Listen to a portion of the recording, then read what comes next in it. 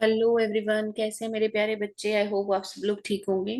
तो आज की वीडियो में हम कवर करेंगे एक्सरसाइज 5.2 का क्वेश्चन 1। चैप्टर 5 हमने स्टार्ट किया हुआ है क्लास 10 का एनसीईआरटी बुक से। तो इससे पहले की वीडियो में मैंने एक्सरसाइज 5.1 के क्वेश्चंस कवर किए हुए हैं। देखिए, पहले की एक्सरसाइज जो 5.1 थी उसमें हमारा जो था वो क्या था कि डी की वैल्यू निकालनी है ना। और सबसे पहले चेक करना है कि क्या ये एपी में है। अगर एपी में है तो डी की वैल्यू निकालिए, है ना, टर्म निकालिए इस तरीके से। और अब जो 5.2 के अंदर आ रहे हैं वो हमें क्या करना होगा, वो हमें एनथ टर्म निकालनी होगी। जैसे देखिए, आपको यहाँ पर एक टेबल दी हुई है क्वेश्चन 1 में, और क्वेश्चन क्या कह रहा है कि fill in the blanks in the following table. fill in the blanks in the following table and a is the first term and d is the common difference। ठीक है, तो फाइंड ए एंथ टर्म निकालिए आप, या ए nth term दे रखी है। इसका formula अगर हम देखें तो क्या होता है फॉर्मूला, ए एन होता है nth टर्म। जैसे हमें एक एपी अगर दे रखी है और हमें किसी भी नंबर की टर्म निकालनी है, 200 नंबर की टर्म, 150 नंबर की टर्म, या किसी भी नंबर की टर्म निकालनी है, तो हम इस फॉर्मूला का यूज करके उस एपी की कोई भी टर्म निकाल सकते हैं। तो फॉर्मूला क्या होता है, A plus N minus one into D. ठीक है, ये हमारा फॉर्मूला होता है। अब इस टेबल में क्या कर रखा है, किसी जगह देखिए, जैसे फर्स्ट में ए की वैल्यू दे रखी है, डी की वैल्यू दे रखी है, एन की वैल्यू दे रखी है और ए एथ टर्म पूछी है। सेकंड में ए की वैल्यू दे रखी है, डी की वैल्यू गायब कर दी, एन की वैल्यू दे रखी है, ए एंथ की वैल्यू दे रखी है। मतलब चार में से तीन वैल्यूज हमें दे रखी हैं और एक वैल्यू हमें फाइंड आउट करनी है। हमें कुछ भी नहीं करना, फॉर्मूला का यूज करना है और इसमें रखना है, और हमें जो भी रिक्वायरमेंट है आ जाएगी। ठीक है, तो स्टार्ट करते हैं अपना पहला क्वेश्चन।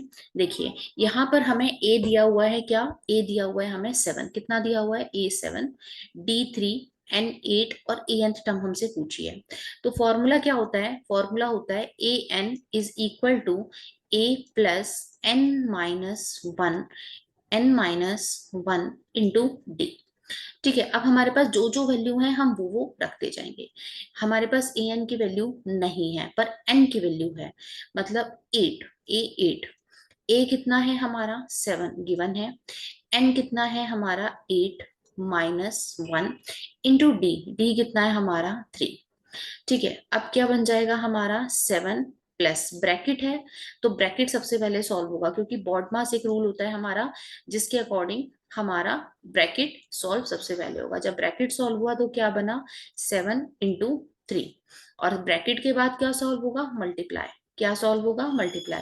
तो 7 + 21, मतलब जो टर्म निकल के आई ए एंथ वो निकल के आई ए 8 पर जो आएगा इस एपी में वो 28 आएगा, है ना। जो एट्थ नंबर की टर्म होगी, इसका मतलब क्या हुआ कि एट्थ नंबर पे जो टर्म होगी, है ना, वो कितनी होगी हमारी 28 होगी। समझ आ गई, 28 होगी।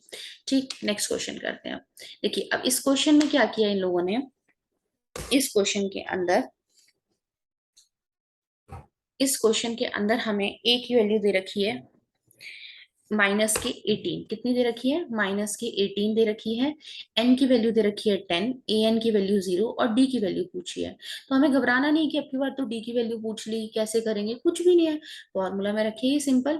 जैसे देखिए, ए एन फॉर्मूला वही हमारा होता है कि नहीं होता, तो इसमें हमने रखा A plus N minus one into D. ठीक है, अब ए एन की वैल्यू क्या है हमारी, 0 है, दे रखी है 0 है, तो हमने पुट कर दी। ए की वैल्यू क्या है, माइनस के 18 है, प्लस एन की वैल्यू क्या है 10 है, 10 माइनस वन, और डी की वैल्यू हमें फाइंड आउट करनी है। ठीक है, ठीक है, चले अब आगे करते हैं। ये क्या बन गया, -18, और इधर से हमारा 10 माइनस वन, क्योंकि सबसे पहले हम ब्रैकेट को सॉल्व करते हैं। तो हमने सॉल्व किया तो क्या आया बेटा, 9D आया। कितना आया, 9D। तो क्या हुआ हमारा, अगर हम 9D को एक ही तरफ रख लेते हैं तो 18 को जब हम उस तरफ ले जाएंगे तो कितने का बन जाएगा, 18 पॉजिटिव बन जाएगा। तो डी कितना आ गया हमारा, 18 डिवाइडेड बाय 9 मतलब 2। कितना हो गया, 2 आ गया हमारा आंसर। ठीक है, अब नेक्स्ट क्वेश्चन पे चलते हैं। यहाँ पर देखिए, ए की वैल्यू पूछी है, डी की वैल्यू गिवन है, एन की वैल्यू गिवन है, एन ए एन की वैल्यू गिवन है। एक बार हम फॉर्मूला लिख लेते हैं, ए एन, ए एन क्या हो गया हमारा, A plus N minus one into D. तो ए एन क्या है हमारा, -5 है, कितना है, -5 है। ए की value plus 18 - 1 into -3, -5 is equal to A plus 18 - 1 कितना हो गया, 17 इंटू -3। तो a -51, क्योंकि 17 इंटू 3 करेंगे हम, कितना करेंगे, 17 इंटू 3, कितना हो गया हमारा, 51 आया। देखिए एक नंबर के आगे माइनस लगा हुआ है, इसलिए साइन क्या आएगा, माइनस का आएगा। और यहाँ पर क्या हो गया, -5 आ गया। तो a की वैल्यू क्या हो जाएगी, -5, और 51 वहां जाएगा तो पॉजिटिव हो जाएगा, पॉजिटिव बन गया। अब a की वैल्यू क्या बन गई हमारी, 51 में से 5 हमने माइनस कर दिए, तो कितना बचा, 46 बचा। किसके बचेगा, प्लस का। देखिए एक नंबर अगर माइनस का है, एक नंबर अगर प्लस का है, तो हमेशा सब्ट्रैक्शन परफॉर्म होगा, क्या होगा, सब्ट्रैक्शन परफॉर्म होगा। लेकिन साइन किसके अकॉर्डिंग आएगा, जो हमारे बड़े नंबर के अकॉर्डिंग, जैसे 51 बड़ा है तो 46 हमारा आ जाएगा, ठीक है। तो ए की वैल्यू क्या आ गई यहाँ पे, 46 आ गई, ठीक। नेक्स्ट क्वेश्चन करते हैं अब हम, फोर्थ क्वेश्चन। देखिए फोर्थ क्वेश्चन में ए की वैल्यू नेगेटिव में दे रखी है, डी की वैल्यू हमारी है 2.5, और ए एन की वैल्यू जो है वो 3.6 है, मतलब डेसिमल बेस्ड क्वेश्चन है। तो पहले वही हम जैसे और क्वेश्चंस में करते आए हैं, फॉर्मूला लिख लेंगे।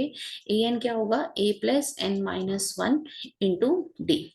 तो ए एन की वैल्यू क्या हो गई हमारी, ए एन की वैल्यू हो गई हमारी 3.6, कितनी हो गई, 3.6। और ए की वैल्यू कितनी हो गई हमारी, -18.9 प्लस n-1, और डी की वैल्यू कितनी हो गई हमारी, 2.5 हो गई, ठीक है।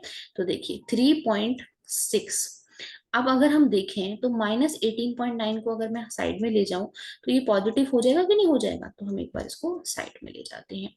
और n-1 इंटू 2.5, ये चीज हमारी यहाँ बच जाएगी। तो 18.9 में हम 3.6 ऐड करेंगे तो कितना हो जाएगा, 9 और 6 हो गए हमारे 15, 1 कैरी, 8 और 3 11, और 1 12, 12 डेसिमल, और एक 22, कितना हो गया, 22.5 आ गया, कितना हो गया, 22.5 आ गया हमारा। और यहां से क्या हो गया, n-1 इंटू 2.5 हो गया, ठीक है। तो देखिए n-1 इंटू 2.5 हो गया। सबसे पहले अगर हम इसको डिवाइड कर दें तो भी कोई दिक्कत नहीं है, अगर आपको ऐसे करना है तो देखिए क्या बन जाएगा, ये बन जाएगा हमारा 2.5n -2.5, है ना, मल्टीप्लाई हो जाएगा। और यहाँ हो गया हमारा 22.5 हो गया। अब ये 2.5 जब वहां जाएगा तो पॉजिटिव हो जाएगा, 22.5 plus 2.5 is equal to 2.5n।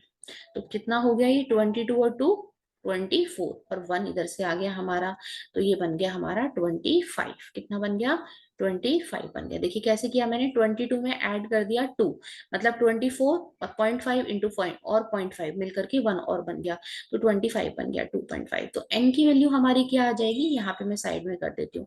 n की वैल्यू क्या आ जाएगी, 25/2.5। तो पॉइंट डेसिमल हटाया, जीरो बढ़ाया, तो कितना हो गया, कट करके 10 आ गया। n की वैल्यू क्या आ गई हमारी, 10, ठीक है। तो इसका आंसर क्या होगा, n इज इक्वल टू 10, इसका आंसर हो जाएगा, ठीक है। आगे देखते हैं, a की वैल्यू कितनी हुई हमारी, 3.5 हुई, कितनी हुई, 3.5।